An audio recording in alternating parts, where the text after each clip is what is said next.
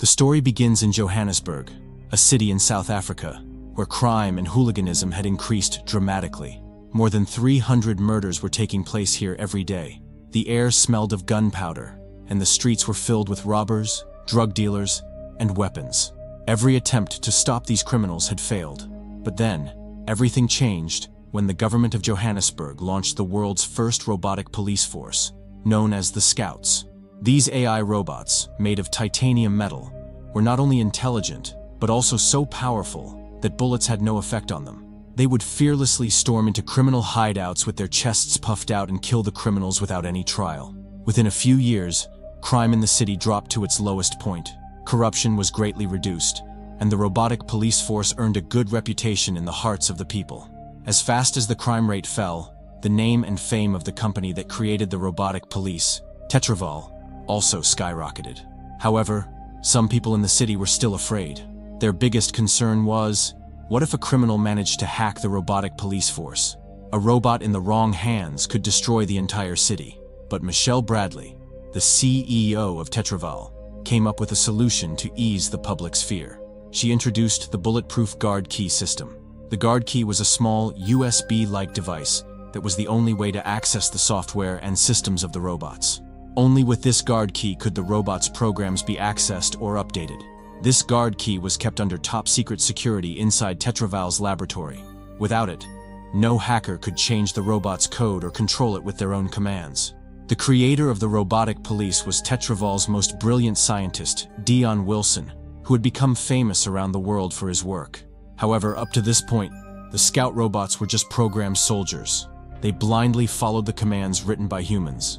They couldn't think, and they couldn't ask questions. But Dion had a different dream. He wanted to create a robot that had its own mind, one that could ask questions, dream, feel emotions, and have fears. In other words, a living AI robot. Dion was working day and night to fulfill this dream. However, there was one employee at Tetraval who was completely against the idea of AI. His name was Vincent Moore. He was the lead weapons designer at Tetraval and also an ex-military soldier. Vincent believed robots should not have the ability to think or understand. They were made only to follow human orders, not to think. With that belief, Vincent built a giant war robot called Moose. Moose had no thinking or decision-making ability of its own. To control Moose, Vincent created an advanced neural transmitter device. This neural device looked like a helmet. When someone wore it, their brain connected directly to Moose. Whatever the person thought, Moose would do. But so far, the police had no need for Moose because the scout robots already in the city were enough to keep criminals in check. Every country now wanted to have such an unstoppable force that could wipe out crime from its roots. But no matter how strong the wall of law was, it was still impossible to stop crime completely. One day, a group of criminals was racing through the city streets, breaking traffic laws. It was a gang smuggling drugs. They were trying to escape from the robotic police. The gang was led by a man named Ninja.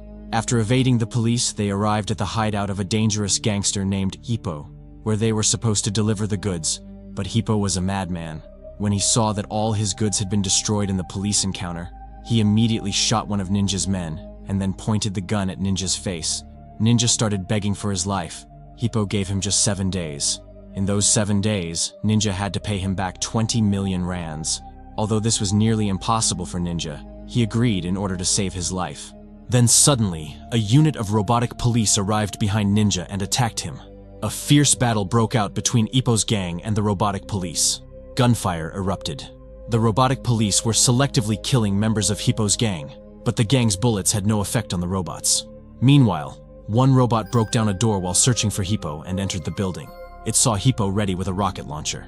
He fired the rocket directly at the robot. The robot was thrown away by the blast and went offline due to the rocket attack. Taking advantage of the situation, Ninja escaped with his companions, and Hippo also managed to flee. Even though they got away, this was still a big victory for the security department. The robotic police had made life very difficult for criminals in the city. Pleased with the success, the police department ordered the Tetraval company to build 100 more AI robotic police units. All the company employees were overjoyed and congratulated Dion for this achievement. But in the middle of this happy moment, no one noticed that Vincent's heart was burning with anger and jealousy. His robot, Moose, was still not approved for launch, because building Moose was much more expensive than building Scout robots. Now, Vincent wasn't getting any funds to upgrade Moose, and this made him grow bitter toward Dion and his robotic police. Meanwhile, Ninja returned to his base with his companions after narrowly escaping the police.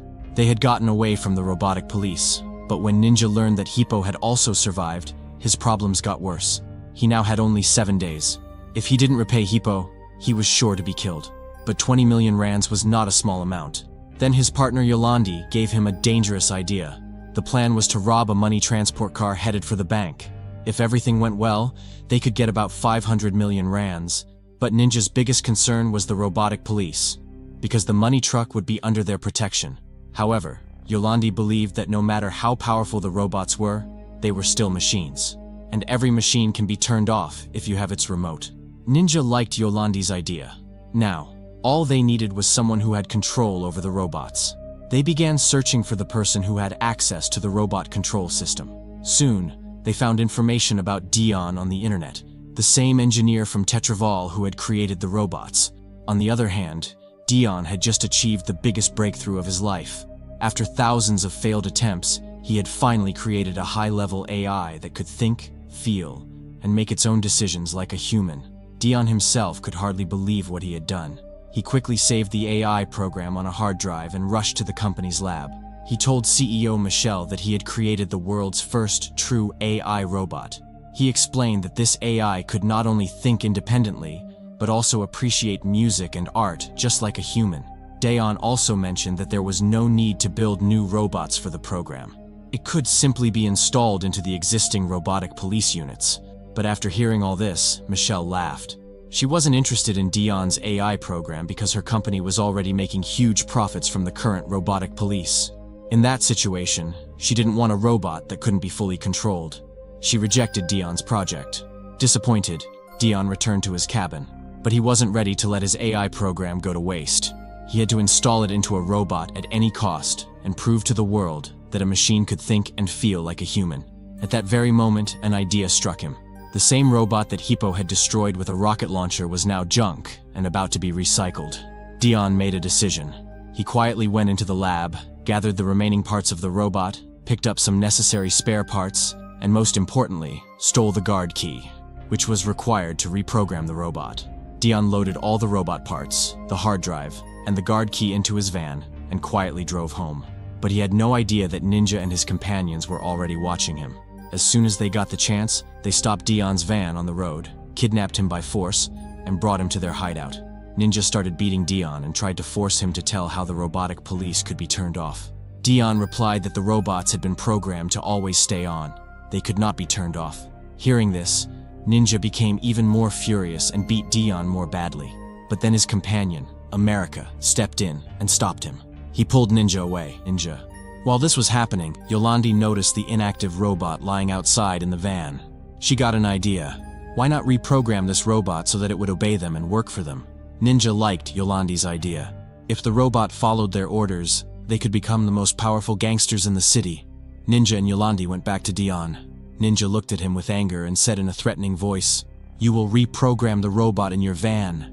From now on, it will work for us."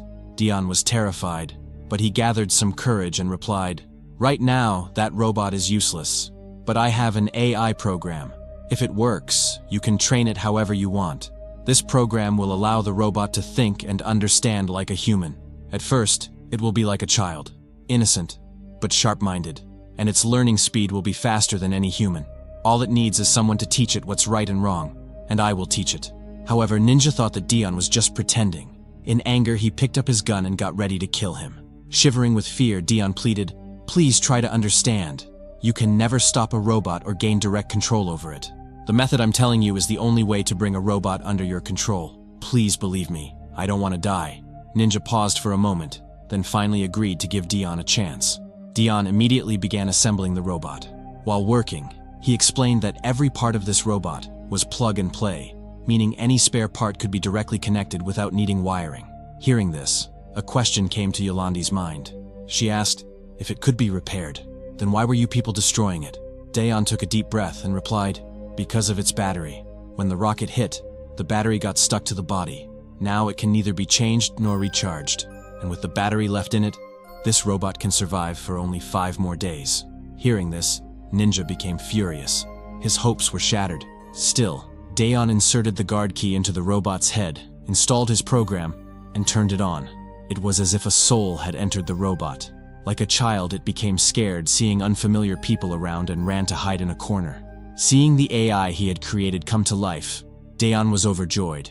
His eyes sparkled with excitement, and pride filled his heart. But on the other hand, Ninja became irritated by the AI. To him, it looked like a stupid, scared child. Yolandi calmed Ninja down and sent him outside. Then she slowly approached the robot, calling to it gently, like a mother calling her frightened child. But the AI was completely new and scared of everything. Every sound, every movement frightened him. He was extremely nervous. Then Dayon brought him a small toy. As soon as the robot held the toy, it began playing with it like a human child. Slowly, the mood began to change. Dayon told him his name, and Yolandi also smiled and said, "I'm Yolandi." Then lovingly, she named the robot Chappie. But Ninja lost his patience again. He angrily began pushing Dayon out. Trying to control himself, Dayon explained, "If you want Chappie to become perfect, you'll have to train him every day and teach him human behavior. Only then can he become a fully intelligent AI." But Ninja didn't listen.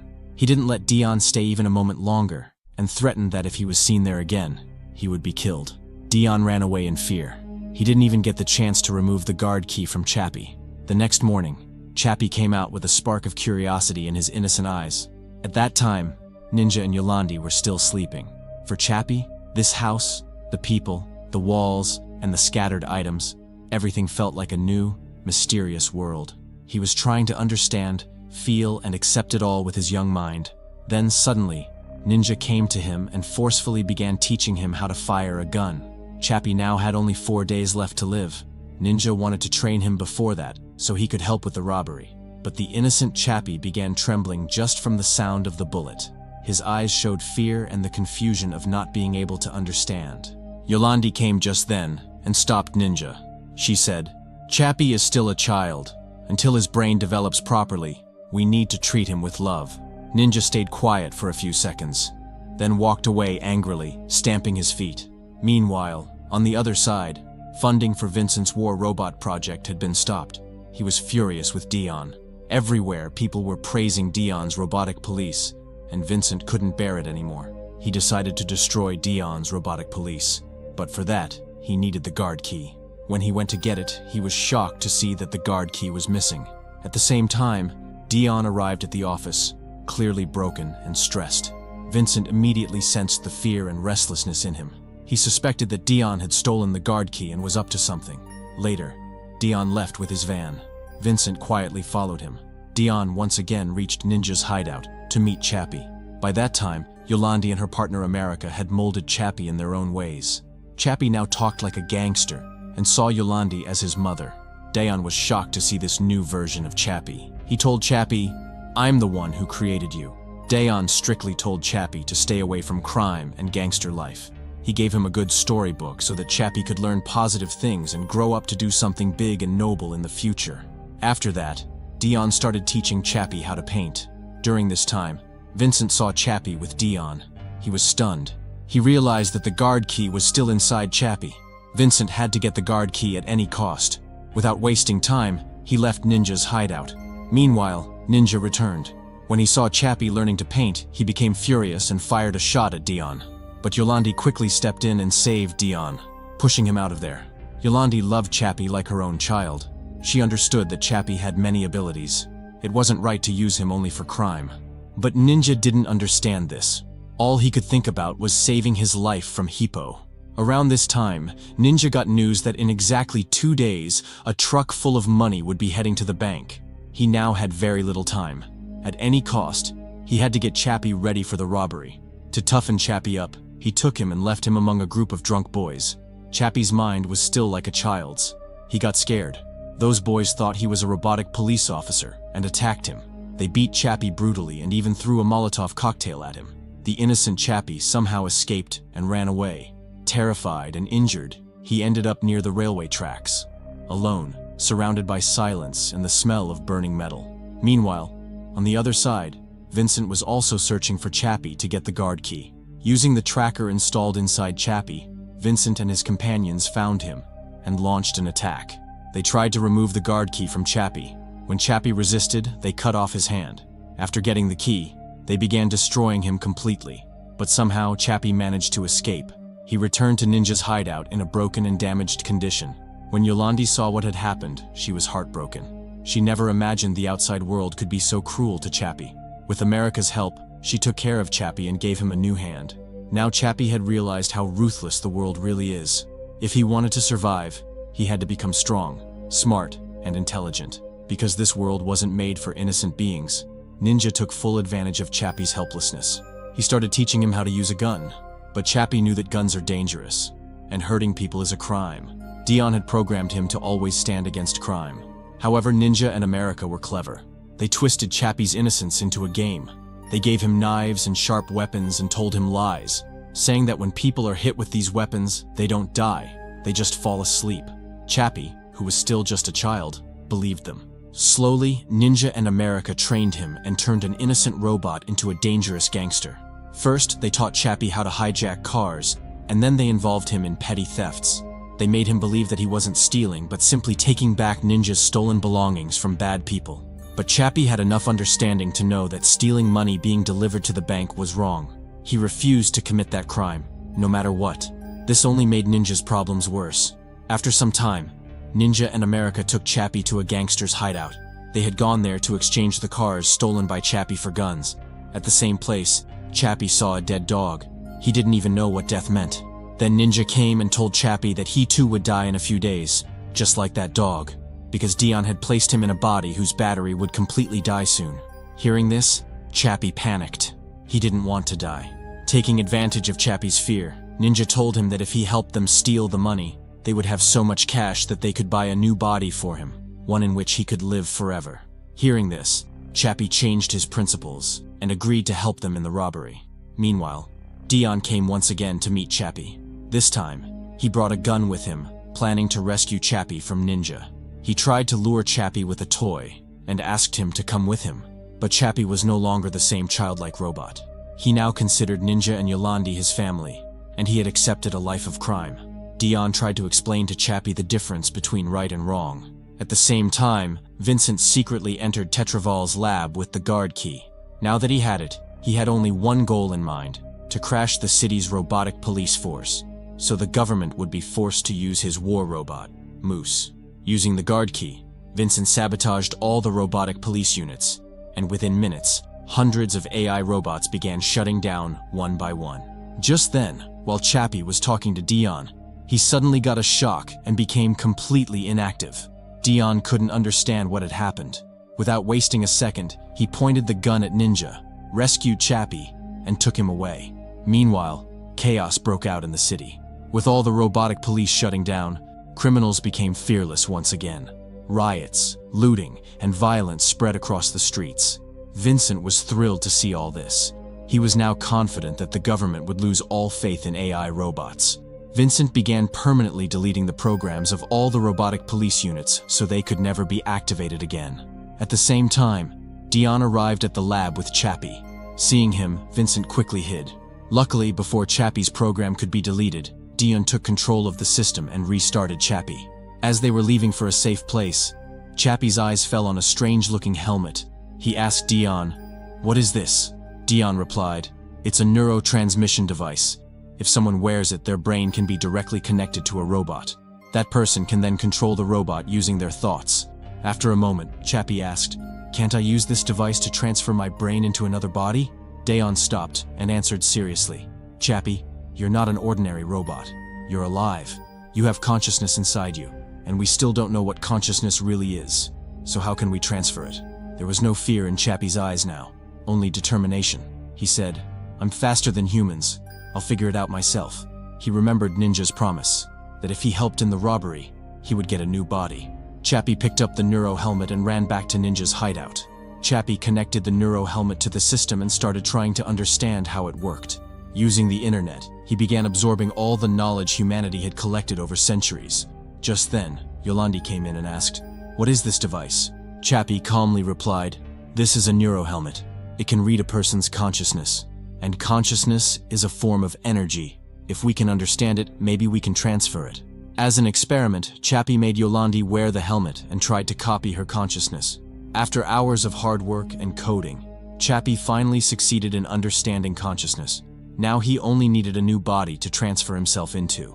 Without delay, Ninja set off with Yolandi and America to rob an armored bank car full of money. With all the robotic police now inactive, looting the truck was child's play for Chappie. He injured the police officers in the truck and escaped with Ninja and the others after stealing the money.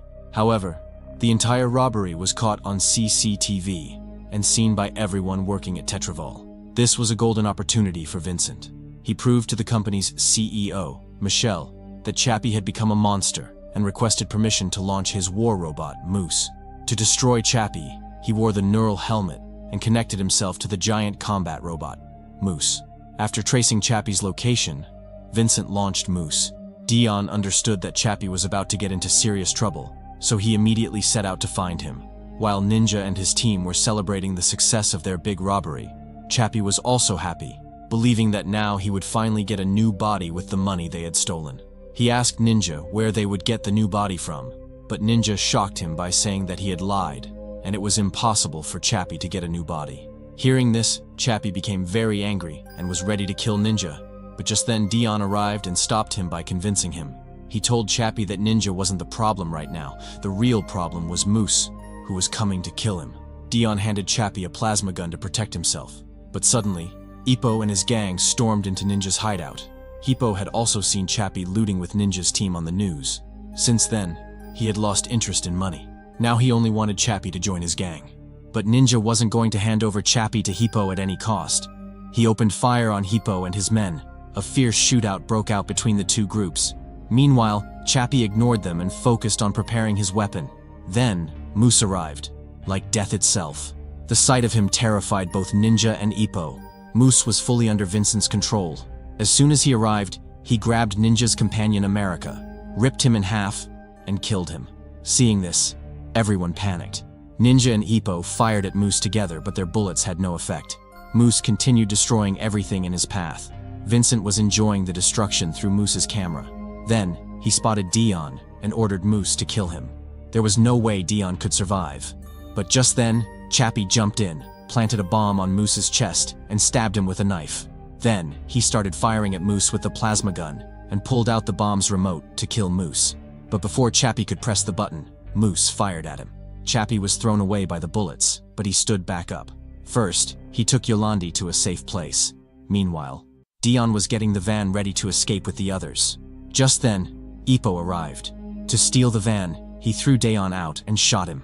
Dion collapsed, injured. Seeing this, Ninja lost his temper and beat Ippo to death. Chappie and Ninja lifted Dion into the van and tried to escape, but it was impossible to outrun Moose. Then Ninja told Chappie to run away with Yolandi and Dion, and that he would stay back and face Moose. Ninja was about to sacrifice himself for the safety of his companions. But Yolandi couldn't bear to see this. She got out of the van and ran to save Ninja.